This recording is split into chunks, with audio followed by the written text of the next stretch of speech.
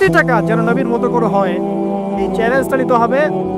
আগে 40 দিনের টার্গেট নেই একটা, যে আগামী 40 দিন আমরা নবী সাল্লাল্লাহু আলাইহি ওয়াসাল্লামের মতো লাইফ লিড করব।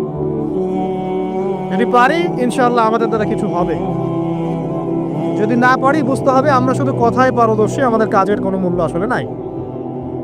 তো আমরা বিশ্বাস করি যে আমাদের তরুণ প্রজন্ম শুধু কথায় পারদর্শী না, তারা কাজ করেও দেখাতে পারবে ইনশাআল্লাহ। হয়তো বার্ধক্যে যারা আছে তারা হয়তো পারবে না, তারা হয়তো চাচ্ছে কিন্তু পারছে না। অনেক মুরব্বী আমার পরিচিত আছেন যারা চান আরো বেশি আমল বাড়াতে, কিন্তু পারছেন না, শরীর কুলাচ্ছে না, ডায়াবেটিস, প্রেশার আর অনেক সমস্যা। আর যদি পরিবারের মধ্যে ঢুকে যান বিয়ে শাদীর মধ্যে, তাহলে তো অবস্থা খারাপ হয়। আর যদি মাশাআল্লাহ এই যুগের কোনো দিনদার ক্যাটরিনা কাইফ ভাগ্যে জোটে, তাহলে তার পিছনেই সারা জীবন চলে যাবে। সো পরিবারে ঢোকার আগেই, মানে বিয়ে শাদী করে সংসার গোছানোর আগেই পড়াশোনাটা শেষ করে ফেলেন, কারণ ওর পরে রেসপন্সিবিলিটি বাড়বে, আপনার অনেক কাজের চাপ চলে আসবে। এগুলোকে সুন্দর মতো ব্যালেন্স করা খুব ডিফিকাল্ট, এত সহজ না। যুগটা ভাই এত কঠিন যে সব কিছু পারফেক্টলি করার চেষ্টা করার পরেও কখনো কখনো হিমশিম খেয়ে উঠি পারি না। মানে মাঝে মাঝে আমি নিজেও রাগ হই, পরিবারের উপরেও রাগ। কিরকম? সেটা হচ্ছে যে একজন সায়েন্টিস্ট যদি নিউক্লিয়ার ওয়েপেন্স নিয়ে কাজ করে, তাকে একটা রুম দেওয়া হয়, গবেষণা করার একটা টেবিল চেয়ার দেওয়া হয়, একটা ল্যাব দেওয়া হয়, তার পরিবার, তার সন্তান, তার ভরণ পোষণ, তার গাড়ি বাড়ি সব দায়িত্ব সরকারের। তার কাজ কি? সে বসে বসে নিউক্লিয়ার ওয়েপেন্স তৈরি করে। ওই ওয়েপেন্সটা যখন তৈরি হবে তখন ওই রাষ্ট্রের উন্নতি হলো, এটা চত্বরে তাকাতে পারবে না, কারণ তাকালেই বোম মেরে দেবে।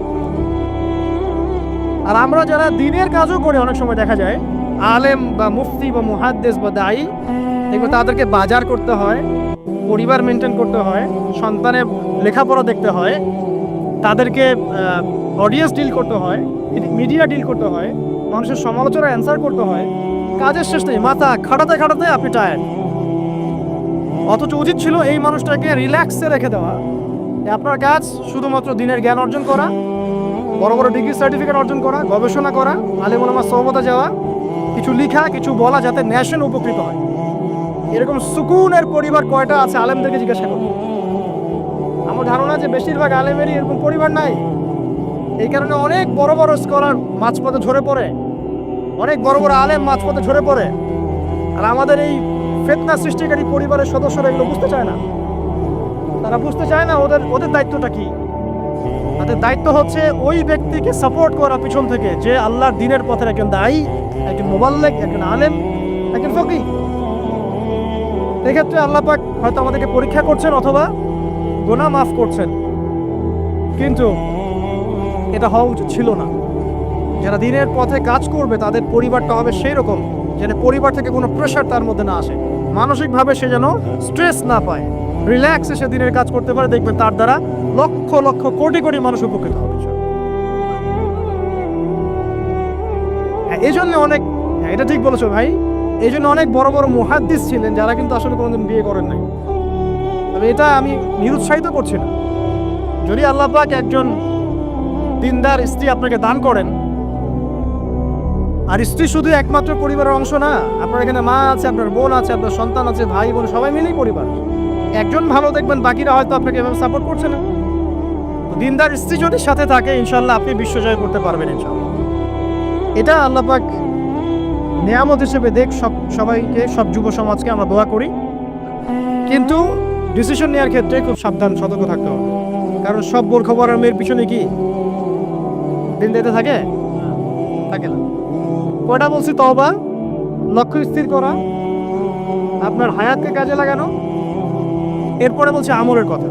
আমল যদি পারফেক্ট না হয় তাহলে আসলে আমাদের দোয়াগুলো ঝুলে থাকবে। আমল বেশি বেশি করলে ইনশাআল্লাহ তাআলা আল্লাহ পাকের নৈকট্য অর্জন করা যাবে, আল্লাহ পাকের মারিফত অর্জন করা যাবে ইনশাআল্লাহ। তখন সেই ব্যক্তির দ্বারা দিনের অনেক বড় বড় খেদমত হওয়া সম্ভব ইনশাআল্লাহ তাআলা। আল্লাহ পাক তৌফিক দান করুন। আর আমলের জন্য একটাই মানে নাসিহা আমার, সেটা হলো রাসূল সাল্লাল্লাহু আলাইহি ওয়াসাল্লামের 24 ঘন্টার যে দিন রাত, এই স্টাইলে আমাদেরকে রুটিন করতে হবে। ঘুম, খাওয়া, লেখাপড়া করা, দাওয়াতি কাজ সবকিছু একদম ওই রুটিন ওয়াইজ। ইনশাআল্লাহ তাআলা দেখবেন আপনার জীবনে বরকত হচ্ছে ইনশাআল্লাহ তাআলা।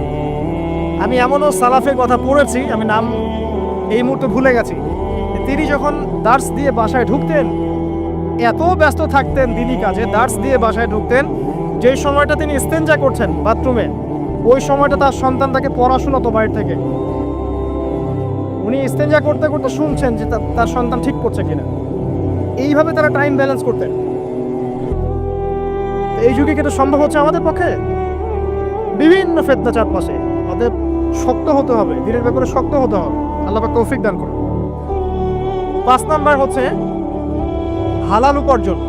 যখন আপনি উপার্জনের দিকে যাবেন, ছোট একটা জব করেন, গভর্নমেন্ট জব হোক, নন গভর্নমেন্ট জব হোক, ব্যবসা হোক, কৃষিকাজ হোক, আপনি হালালে থাকার চেষ্টা করুন। হারাম রিজিকের অনেক প্রলোভন সামনে থাকবে, আরামে যাবেন না, ইনশাআল্লাহ তাআলা দেখবেন আল্লাহ রাব্বুল আলামিন আপনার অল্প রিজিকে বরকত দিবেন।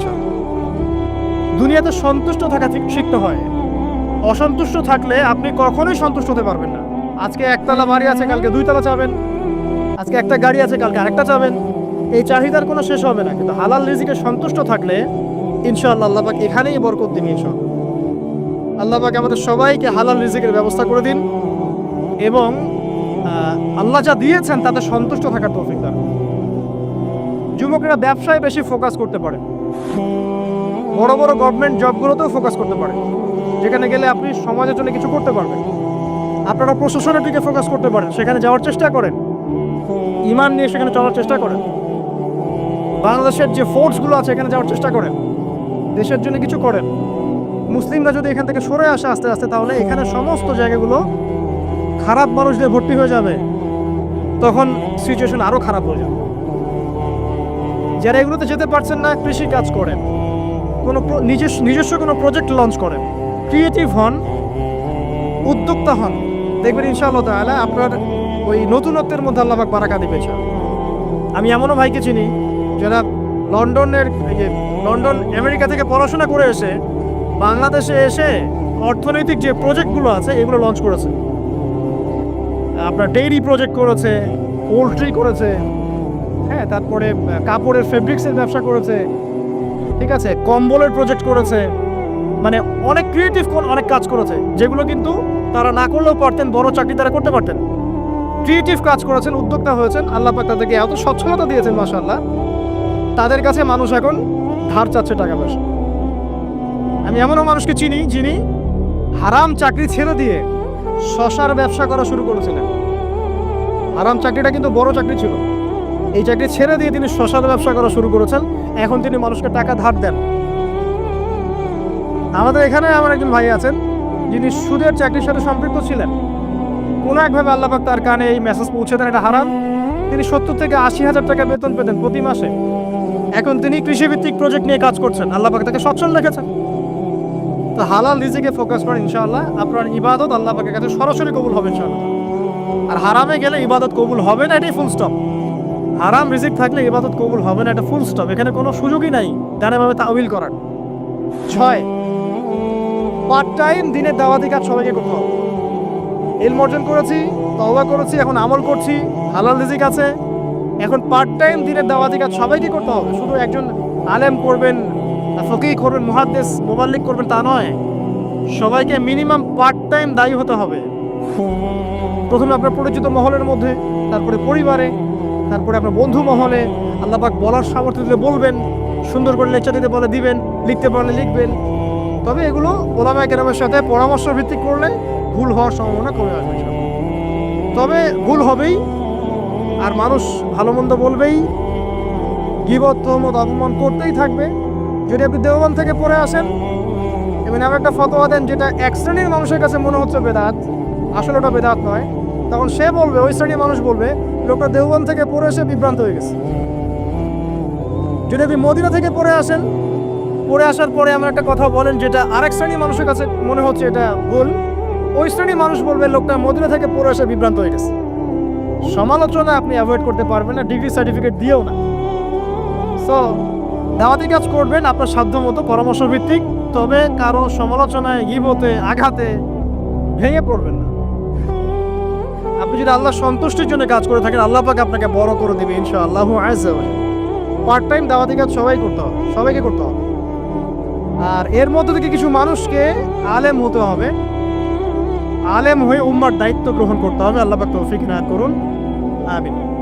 আর দু একটা বলে শেষ করে দেই। এরপরে আপনি পরিবার গঠনের বিষয়ে যাবেন। পরিবারটা এমনভাবে গঠন করেন, এক কথায় আপনাকে হতে হবে ইব্রাহিম আলাইহিস সালামের মতো, আপনার সন্তান হবে ইসমাইল আলাইহিস সালামের মতো, এবং আপনার স্ত্রী হবে হাজারা এবং সারা আলাইহিস সালাম তাদের মতো। এরকম যদি পরিবার হয় ইনশাআল্লাহ তাআলা আশা করা যায় সমাজের অবস্থা আগামী 10 বছরে এমন থাকবে না, আগামী 20 বছরে এমন থাকবে না ইনশাআল্লাহ তাআলা। আর সবশেষ যে কথাটা বলবো সেটা হলো যে আমাদের সবাইকে এভারেজ চিন্তা করলে হবে না, আল্লাহ পাকের জমিনে দ্বীন ইসলাম প্রতিষ্ঠার চিন্তা থাকতে হবে। আর প্রতিষ্ঠা মানে নিরপরাধ মানুষকে বোম মেরে হত্যা করা নয়। ইসলামের দাওয়াত, তাবলীগ, প্রচার প্রসার এই বিষয়গুলোকে ছড়িয়ে দেওয়া, এটার জন্য ইউনিটি দরকার। ইউনাইটেড প্ল্যাটফর্ম করতে পারলে খুব ভালো হয়, না পারলেও এখানে বিভক্তি বাড়াবেন না। আপনি আপনার জায়গা থেকে যতটুকু পারেন করেন, এরপর আল্লাহর কাছে ছেড়ে দেন।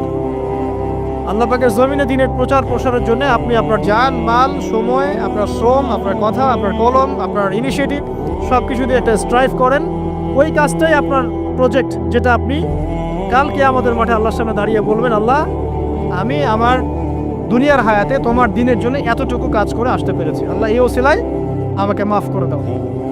আর এখনকার যুগটা অদ্ভুত একটা যুগ, মানে যত এই যুগে আমরা বেঁচে থাকছি আমরা বিস্ময়ে হতবাক। মানে আসলে আবু বকর, ওমর, ওসমান, আলী রাদিয়াল্লাহু আনহুম, আল্লাহ পাক তাদেরকে জান্নাতুল ফিরদৌস দান করুন, তারা যদি এই যুগে আসতেন, একদিন থাকলে আল্লাহকে রিকোয়েস্ট করতেন, আল্লাহ আমাদেরকে আবার আগের যুগে নিয়ে যাও, এখানে থাকতে পারবো। অদ্ভুত যুগ। যুগটা এমন যে ধার্মিক যারা, এখন আমরা যারা ধার্মিক বলে দাবি করি, আমরা বেশিরভাগই এখন দুনিয়া পূজারি। দাড়ি, টুপি, পাগড়ি, জুব্বা, যাই হোক লেবাস পোশাক, আমাদের মধ্যে বেশিরভাগ ম্যাক্সিমাম ইল্লা মাশাআল্লাহ দুনিয়া পূজারি। দুনিয়ার ভালো মন্দ আগে বুঝবো, তারপর দিন। দিনকে আমরা দুনিয়ার উপরে অগ্রাধিকার দিতে শিখছি না। আগে দুনিয়া, পরে দিন। এমন একটা যুগ যেখানে ধার্মিকদের ঐক্যবদ্ধ থাকার কথা, স্পেশালি মুসলিমদের, কিন্তু আমরা মুসলিমদের মধ্যে কোনো ঐক্য দেখতে পারি না। যতই ঐক্যের বলি আওড়াই না কেন, বাস্তবতা হচ্ছে এই যে আসলে এখানে ঐক্যের কোনো নামগন্ধ নাই। কিন্তু আমরা চাই যে সবাই ঐক্যবদ্ধ হই, ঠিক আছে? অদ্ভুত যুগ। দেখবেন 5 ওয়াক্ত নামাজ পড়ছে মাশাআল্লাহ মসজিদ কমিটির সভাপতি হাজী সাহেব, সুদ ছাড়তে পারছে না। অদ্ভুত যুগ। দেখবেন যে মাশাআল্লাহ বাবা তাহাজ্জুদ গোজার, বাবা প্রত্যেক রাতে তাহাজ্জুদে নামাজ পড়ে মাশাআল্লাহ। মাও দেখবেন যে বোরখা পরে বাইরে বের হচ্ছে, মেয়ের গায়ে পর্দার বালাই নাই। অদ্ভুত যুগ। মানে মা আর মেয়ে বাইরে বের হয়েছে, মা মাশাআল্লাহ খাস পর্দা, যদিও তার দিকে কেউ তাকায় না, আর মেয়ের গায়ে পর্দার কোনো বালাই নাই। মানে এমন একটা যুগ, আপনি যদি আল্লাহ এবং তার রাসূলের চোখ দিয়ে দেখেন, কোরআন এবং সুন্নাহর নূর দিয়ে এই বিশ্বটাকে দেখেন, আপনি হতবাক হয়ে যাবেন যে কি হচ্ছে আশপাশে। আসলে এই ওয়ার্ল্ডটাই পাগল না আমি নিজেই পাগল? তখন আপনার কাছে এরকম মনে হবে। এখন মনে হয় আমরা নিজেরাই মনে হয় পাগল, ওরাই মনে হয় সুস্থ। আজকে